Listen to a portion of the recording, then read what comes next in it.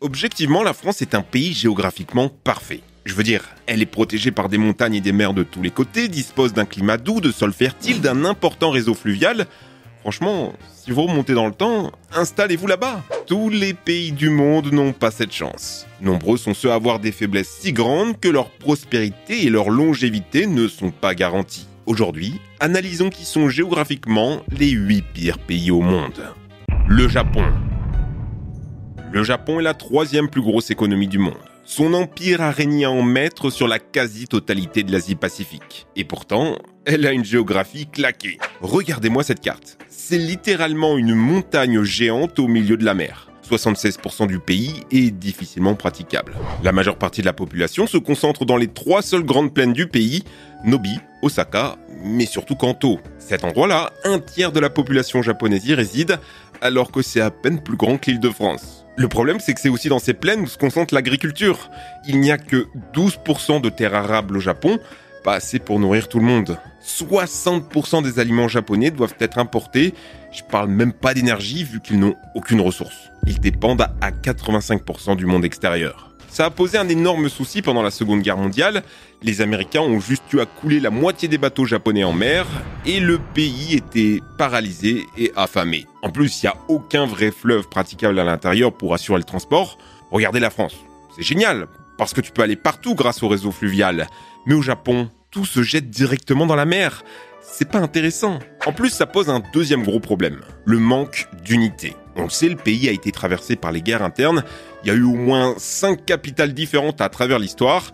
Et ça se comprend. Comment vous voulez régner sur un pays qui est constitué de 6852 îles, dont les plaines sont isolées les unes des autres, barricadées par des montagnes qu'on ne peut franchir qu'avec de coûteux ouvrages autoroutiers. Des ouvrages d'ailleurs qui ne restent pas debout très longtemps, parce que dans le genre géographie catastrophique, le Japon goûte à tout ce qui se fait de pire en termes de catastrophes naturelles. Déjà, il est à la jonction de 4 plaques tectoniques, ce qui fait que les séismes sont fréquents, très fréquents, plus de 2000 par an en moyenne. Cette petite région concentre 20% de tous les tremblements de terre les plus puissants au monde. Vous voyez le séisme de 2011, Fukushima, tout ça ?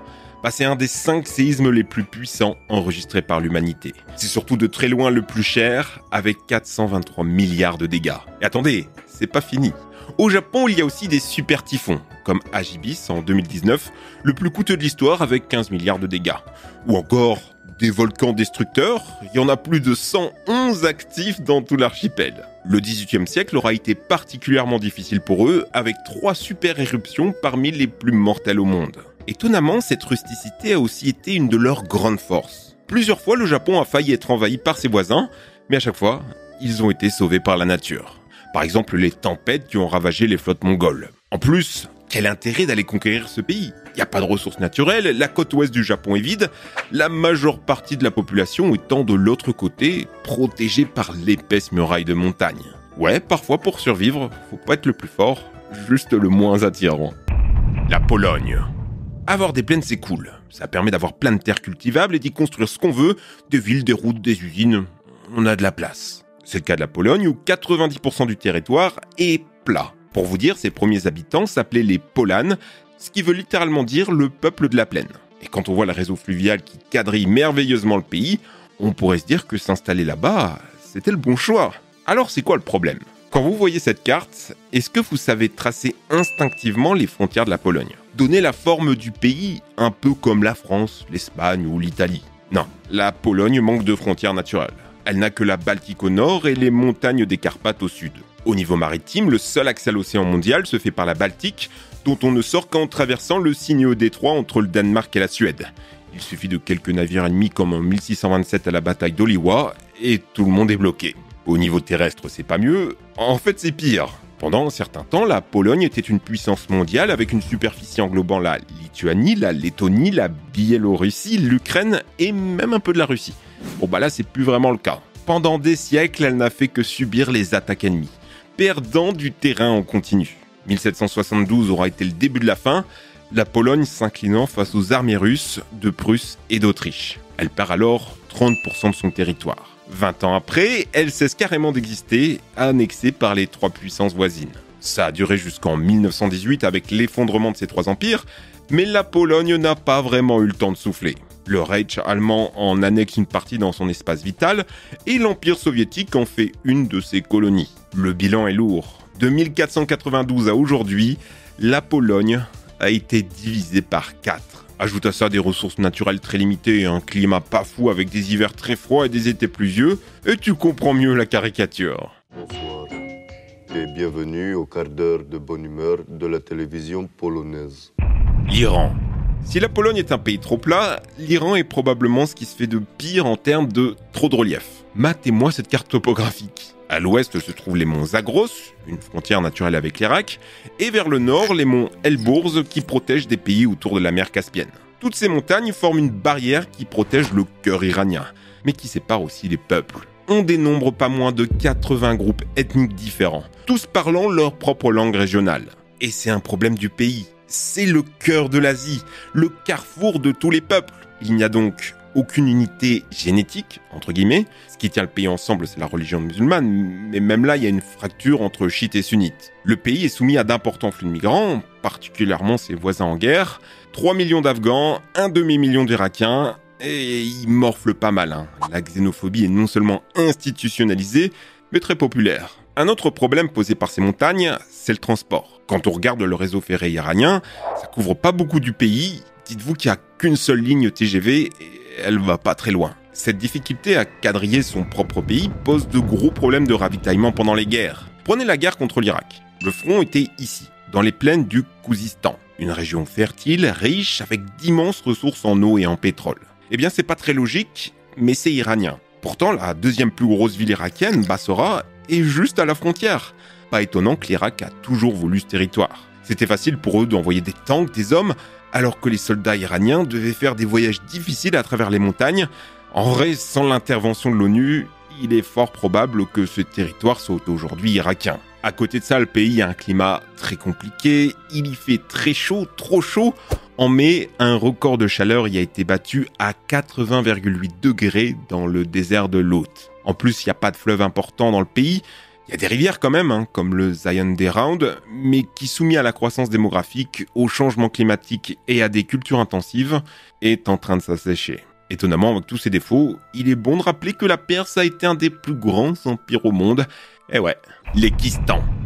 Autour de l'Iran, il y a un sacré paquet de pays que vous ne connaissez sûrement pas très bien. Tous ceux qui finissent par stan, là. Il y en a 7 qui vivent reculés, loin de tout littoral, encerclés par les surpuissances chinoises, russes, indiennes et iraniennes.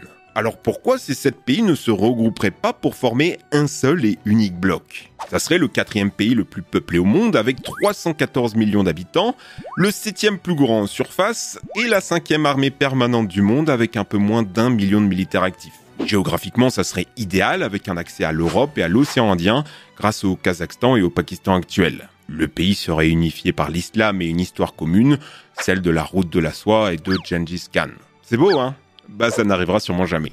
Un pays développé comme le Kazakhstan n'a pas vraiment de raison de s'allier à un pays comme l'Afghanistan, qui connaît de fortes tensions militaires, ou encore le Turkménistan et le Tadjikistan avec des régimes dictatoriaux. Ensuite, répartis dans ces 7 pays, il y a plus de 18 groupes ethniques qui ne s'entendent pas du tout. Il y a des conflits encore aujourd'hui, par exemple les frontières entre le Tadjikistan, le Kirghizistan et l'Ouzbékistan, chacun voulant étendre son territoire sur l'autre. Même au sein des pays, il y a des guerres civiles, comme en Afghanistan, entre les Pashtuns, les Tadjiks et les Ouzbeks. La question de l'unité se posera encore plus au moment de choisir la capitale. Ça sera sûrement le Pakistan qui remportera les négociations. C'est le seul pays avec l'armement nucléaire et un accès au commerce maritime. En plus, en termes de richesse, pour rivaliser avec le PIB de Karachi, capitale économique du Pakistan, il faudrait combiner le PIB de l'Afghanistan, du Tadjikistan, du Kirghizistan et de l'Ouzbékistan. Le nouveau pays aurait 3 frontières très conflictuelles avec l'Inde, l'Iran et la Russie.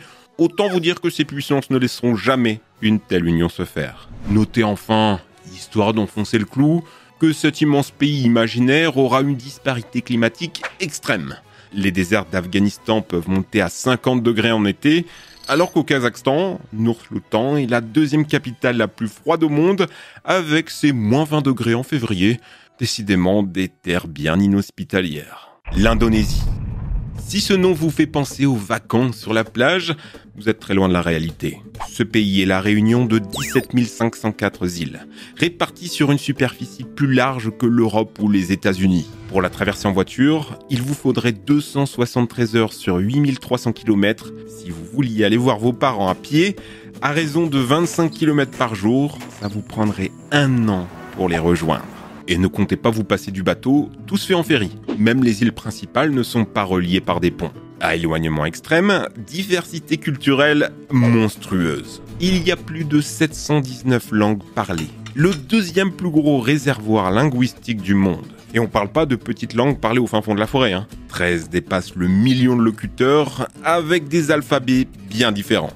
Les papiers administratifs, ça doit être un enfer. Concernant la religion, on a l'Est chrétien et l'Ouest très musulman, l'Indonésie étant la plus grande nation de l'islam. Il y a ceux qui le pratiquent doux, en adéquation avec les cultures locales, et les plus traditionalistes, en tension avec les premiers. Pour ajouter une petite couche au conflit qui bouillonne, les frontières. C'est un peu n'importe quoi dans la région. La Papouasie coupée en 2, Bornéo coupé en 2, avec même un 3e micro-état qui vient se caler au milieu. Bref, ça a été dessiné au ciseau par l'héritage colonial. Ouais, encore. La plus grande bombe à détonation du pays, c'est son île principale, Java. L'Indonésie, c'est déjà très peuplé. En fait, ça l'est vraiment beaucoup puisque c'est le 4e pays le plus peuplé au monde. Eh bien, Java regroupe 2/3 de toute la population.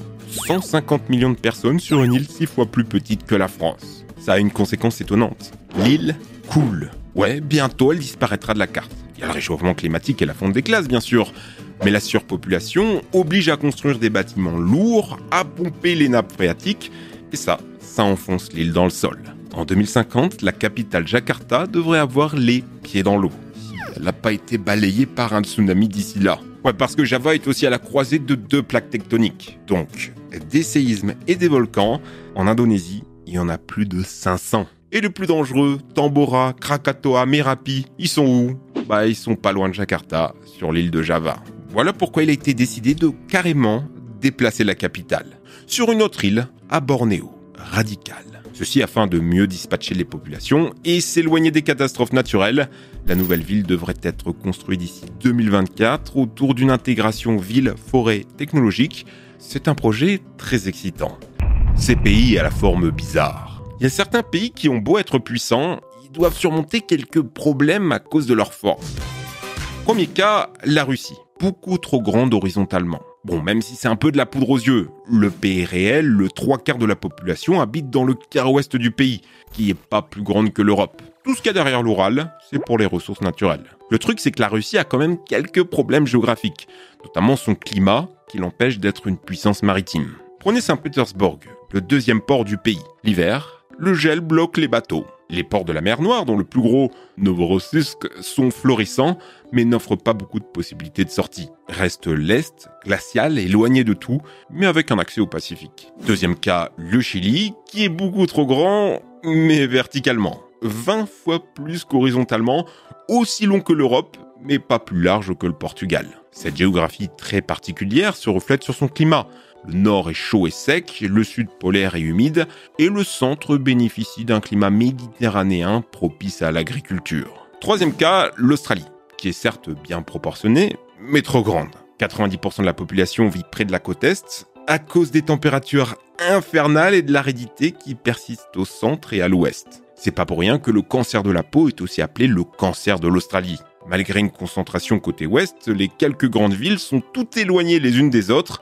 Si tu habites à Sydney et que ta copine est à Perth, il te faudra parcourir 41 heures de route pour aller la voir. De Sydney à Melbourne, ça paraît pas loin, mais il y a quand même 9 heures. Ajoutez à ça que c'est un pays occidental, complètement isolé du reste du monde, des flux aériens, des flux de marchandises, du décalage horaire, à l'inverse de tout le monde.